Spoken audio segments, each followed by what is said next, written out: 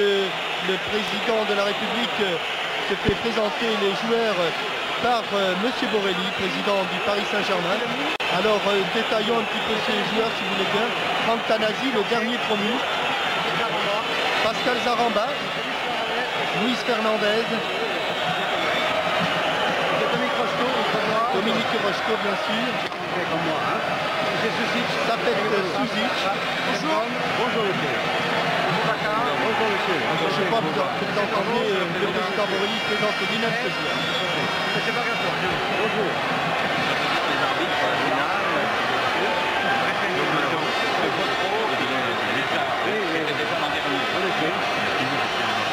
Voilà, hein. J'espère, il n'y a pas de raison.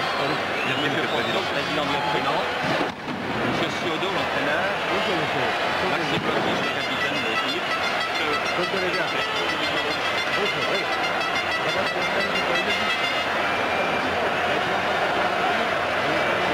Bonjour, monsieur.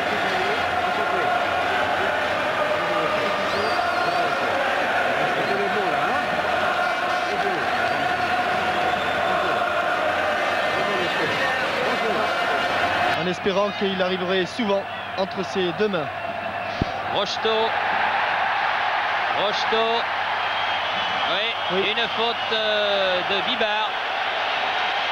Vibard qui est revenu sur les talons de Rocheteau, mais Dominique Rocheteau qui s'était bien sorti de l'étau que formait Rio. Et coup franc à 30 mètres. Juste en face du but défendu par Jean-Paul Bertrandemann. Alors que monsieur Vautreau fait reculer le mur des joueurs nantais à distance réglementaire. Suzic, Zaramba. Oh, et Oh, but! quel but!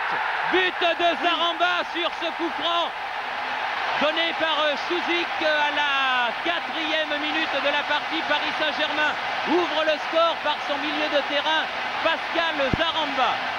Et un coup franc bien joué par Sapet Suzic. Le ralenti n'est pas très bien parti sur cette passe, cette feinte de frappe de Suzic et un tir tendu du coup de pied alors que Pascal Zaramba en a délassé ses chaussures, le voilà. Une frappe tendue qui part à 10 cm du sol et qui rebondit juste. Ça repart par Max Bossis. Et pour ceux qui peuvent s'étonner de voir Michel Vautreau arbitrer la finale de la Coupe 2 années de suite, il faut savoir que c'est le meilleur arbitre français qui officie. Attention, Baronchelli.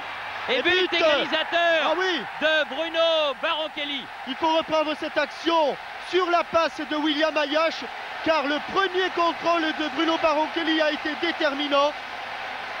Il vient de l'effectuer, il a effacé Battenet le mou. On croit que les Parisiens vont revenir sur Baronchelli qui se décale sur la droite. Baratelli sort et d'une pichenette sous le ballon. Il lobe Dominique Baratelli qui était à l'horizontale et remet les deux équipes à égalité après 18 minutes de jeu, Jean-Michel, exactement. Voilà la passe de William Ayache. Regardez cet extraordinaire contrôle. C'est là que Bruno Baronchelli s'ouvre le chemin en éliminant Dominique Battenet. C'est là qu'il s'ouvre le chemin du but. En tout cas, égalisation tout à fait méritée pour les Nantais qui, après avoir concédé un but d'entrée, avaient pris le jeu à leur compte et jouaient dans la moitié de terrain parisienne. Un but partout. Touré face à Lemou, contré par Battenet. Oui, il avait tenté le petit pont, mais Dominique Battenet n'est pas tombé de la dernière pluie. Attention à ce ballon aérien.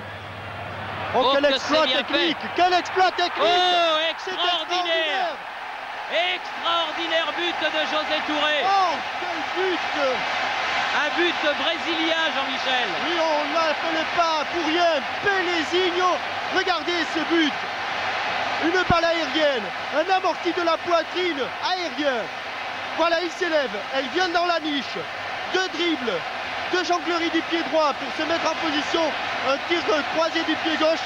Messieurs, des buts comme ça, on en redemande. Ah oui. Et Jean-Paul Jode nous le redonne d'ailleurs sous un autre angle. Regardez comme il va s'envoler.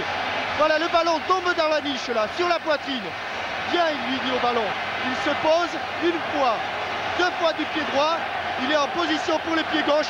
Et avant qu'elle ne touche le sol, il redresse suffisamment le ballon pour croiser son tir et donner ce second but fabuleux au FC Nantes. Zaramba, Suzik. Ah, Suzik qui a bien éliminé Adoncor là. Il est en place pour frapper, voilà. Oh, quel but! Oh, extraordinaire but de Safet Suzik. Décidément, nous sommes gâtés sur le chapitre but. Et au moment où Jean-Michel Larquet disait il est en position pour frapper, Safet Suzik qui s'était fait oublier, mais c'est le propre des grands joueurs, eh bien, vient de remettre les deux équipes à égalité. Crochet extérieur du pied droit et frappe du coup de pied un petit peu de l'extérieur. Sur le petit filet. Oui, pratiquement à la lucarne de Bertrand Demanne. Ah, le grand gardien de Nantes n'a pas eu grand chose à faire, mais sur le tir de Zaramba lors du premier but et sur ce tir que l'on va revoir maintenant, il a éliminé Adoncor. La manière dont il a éliminé Adoncor tenait là aussi un petit peu du génie. Voilà ce ballon que l'on voit briller un petit Nazi peu. devant Amis, Rocheteau, Toko, Suzik, Toko, Et but. et but de Toko. But de Toko à 8 minutes de la fin du match. Sur cette lumineuse ouverture de Suzik, Toko donne l'avantage au Paris Saint-Germain. Les passes décisives de Suzik. Une pour Toko.